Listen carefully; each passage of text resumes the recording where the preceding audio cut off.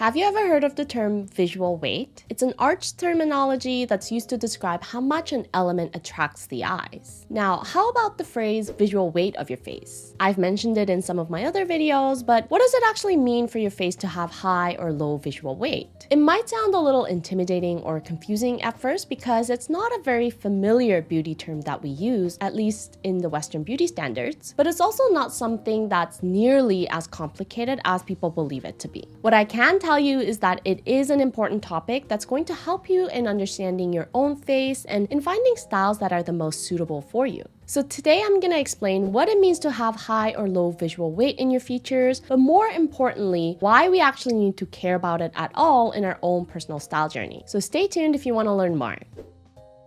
Before I get into the main topic, I just want to talk about one quick housekeeping item. In the recent weeks, I've been more active on my Instagram account with sharing some practical makeup tips as well as sharing inspirational messages and stories here and there. I'm making it a goal to build a stronger sense of community around just being comfortable in our own skin and striving to look our best and embracing our own beauty rather than comparing ourselves to others and feeling depressed about it. So if all of that interests you, please show your support by following the Instagram account. Obviously, the more activity there is, the easier it becomes to build a larger community and a support group for one another. So check it out if you haven't already. All right, going back to the main topic of visual weight. Many of you that watch my videos are probably subscribers to channels like Dear Peachy. If you're not, they're very informative and I highly recommend the channel. And the term visual weight is a topic that a lot of you have asked me to explain because it's brought up quite frequently in Dear Peachy's videos, and it's something that I've mentioned several times in my other videos as well. And I can understand why the concept can be confusing. I mean, I've seen this concept explained in a very complicated way that left me more confused about it than before, but it's really not that complicated. Like I said, the definition of visual weight is how much an element attracts the eyes. If you're looking at a photo, for example, what is the first element that draws your eyes? That element obviously has the highest visual weight within the frame. And that's all visual weight is. And if you've been watching my videos, you already know where I'm going with this because I always talk about how much emphasis is drawn to a certain area or a feature of the face. So simply put, the visual weight of your features describes how much emphasis or attention your features naturally draw to themselves. Now, it does become a lot more interesting with human faces because our faces are three-dimensional and we have our definitive facial features like our eyes, nose, and mouth, but we also have other elements within our face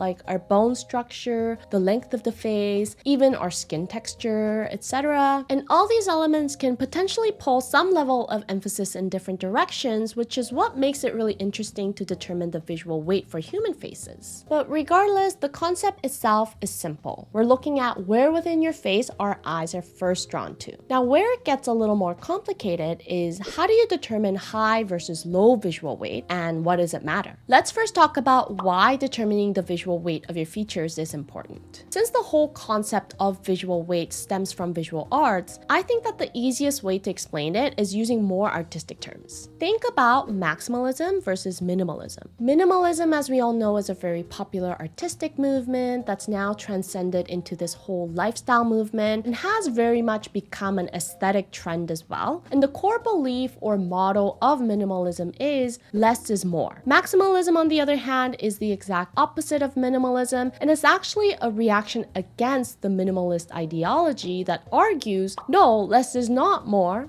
is more. So how these concepts of minimalism and maximalism apply to the visual weight of your facial features is that there are certain faces that can benefit more from accentuating certain features and adding more visual interest to those features, like a heavier eye makeup style, for example, while there are also faces that can benefit from doing less. So taking away the visual interest from specific individual features, but focusing more on the simplicity and the overall harmony of your features. So that's how I would describe the difference between faces with high versus low visual weight, and why determining the visual weight of your features matters is because it essentially dictates which style would suit your face more. Should you opt for styles that highlight and accentuate the individual features of your face, or should you focus on styles that can enhance the overall harmony and simplicity? And one is not better than the other, they're just different. But I will say that in the modern beauty standards, faces with higher visual weight are often viewed as more conventionally beautiful because these faces have striking features that catches our attention immediately, and there's a level of glamour that's easily associated with these eye-catching features. So it's easy for us to identify what it is that makes these faces so beautiful. You know, they have big and mesmerizing eyes or very full and luscious lips. Whereas for faces with lower visual weight, it's much more difficult to describe or pinpoint exactly what it is that we find aesthetically pleasing about these faces. Like I said, the overall harmony is so important for these faces, which is much harder to describe in words. But I think it's exactly that je ne sais quoi quality to them that we are very much drawn to. So I really think that these are just different types of faces that can pull off different styles, and there's no right or wrong. It's just beneficial to know which side of the spectrum you fall into in determining the right style for your face. Okay, so now let's talk about how to determine if your features have high or low visual weight. I think that the reason why it gets overwhelming or confusing is because we try to look at all of the features at once. So an easier way to look at it is by observing the individual features, and first and foremost, you want to start with your eyes. In a lot of my videos, you'll hear me say, this makeup style highlights the eyes more, or this hairstyle draws the emphasis upwards to the eyes. And the reason why I emphasize so much about bringing more attention to the eyes is because your eyes are the most expressive part of your face, and they're the feature that people look at the most when they see you. So essentially, your eyes have the biggest impact on determining the overall impression of your face, and the same goes for the visual weight as well. The visual weight of your eyes will have the biggest impact on influencing the styles that are the most suitable for you. For example, Kristen Ritter is a very obvious example of someone with really high visual weight in her eyes, but because her top third is the longest section of her face, her forehead acts as a distraction that drags some level of emphasis away from her eyes. So bangs is a great style for Kristen that can remove the distraction and help with keeping the emphasis solely on her eyes. Now, if you are interested in learning more about the different styles of bangs that might be suitable for you, I do have a separate video on it, so I'll link it up here for you to check out next. Another example that I've used before in one of my videos is Anya Taylor-Joy. She has very beautiful eyes with high visual weight, but they're quite wide set, and her irises are also quite small, so bolder styles of eye makeup that can bring more definition to the actual size of her eyes can really help with keeping the emphasis on her eyes. Now, there are many factors that decipher the visual weight of a feature, but the easiest way to tell is by looking at the size. Size isn't everything,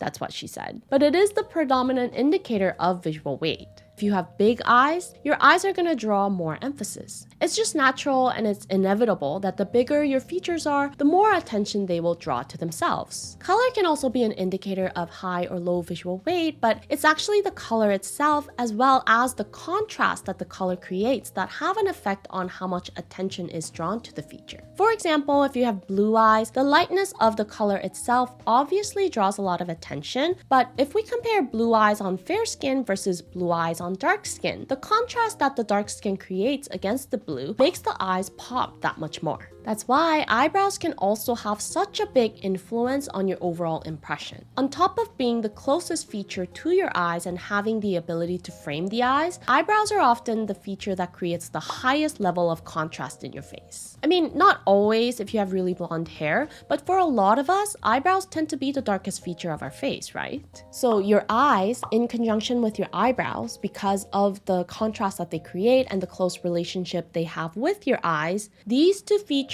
dictate the majority of your overall impression, which is why if you can at least figure out the visual weight of your eyes, you're already winning and you're ahead of the curve at figuring out this whole visual weight thing. Now, that's not to say that your other features don't matter at all, which leads me to my next point, that the visual weight of your individual features are relative. Even if your eyes have high visual weight, if you happen to have any other features that have higher visual weight, then your eyes won't draw as much emphasis to them. For example, if we look at Sarah Jessica Parker, her eyes are moderate in size, but color-wise, they're quite striking. It's just that she has a really narrow face, and in consideration to the width of her face, her nose is on the larger side. So between her eyes and her nose, the visual weight is definitely higher in her nose area. And there's a couple of things that Sarah Jessica does. For her makeup, we can see that she always wears heavy, dark, smoky eyes that creates a very high level of contrast against the light blue color of her eyes. And with her hair color, she always opts for a lighter blonde that reduces the contrast level between her hair and her skin color, which not only helps with making the face appear less narrow, but it also brings less emphasis to her nose area. If we compare these two photos, you can see how a darker hair color makes the nose appear more prominent. So with visual weight, there's ways for you to bring more emphasis to your eyes, but there's also ways for you to draw emphasis away from certain features if they happen to act as a distraction from keeping the attention on your eyes. Now you might be asking, what if I have very low visual weight in my eyes and I'm not sure if I should wear styles that bring more emphasis to the eyes, or if I should opt for styles that highlight the overall harmony? And I think this dilemma can be especially applicable to a lot of my Asian sisters out there that have monolids or just have smaller eyes in general. It's probably difficult for you to decide if you should go bolder and darker with your eye makeup to make your eyes appear bigger, or if it's better to stick to more natural looks. And similar to what I explained using Sarah Jessica Parker as an example, I think that is relative to the visual weight of your other features. For example, here is CL from 21, and I think that a very bold eye makeup style like this suits her face really well because her nose has a bit of a width to it and it has a higher visual weight than her eyes. So a bold style of eye makeup that can really draw strong emphasis to her eyes is beneficial for her. On the other side, here are some other Korean actresses that look really beautiful with minimal and natural makeup styles. And I think the difference for these ladies is that the rest of their facial features other than their eyes also have low visual weight, and the emphasis is not being pulled heavily towards any particular feature. So like I explained earlier, using minimalism as a reference, styles that can enhance the overall harmony and simplicity is more suitable for these kinds of faces. And I think that these are the types of faces that can truly benefit from the less is more motto. If we were to use some Hollywood examples as parallels, I think that Lucy Liu is kind of similar to CL in that she has some prominence in her jawline that pulls a bit of weight down to her lower face. So some level of eye makeup can definitely bring the emphasis upwards to her eyes. But Lucy also has really prominent cheekbones, and she has these very cute freckles in her nose and cheekbone area that kind of prevent the emphasis from being dragged down too much. So I personally don't think that she needs that much eye makeup. I'm actually not a fan of Lucy with a ton of eye makeup, especially in these Western styles that are not really designed to fit Asian eyes all that well. I think she looks much more youthful with less eye makeup, but that's my opinion.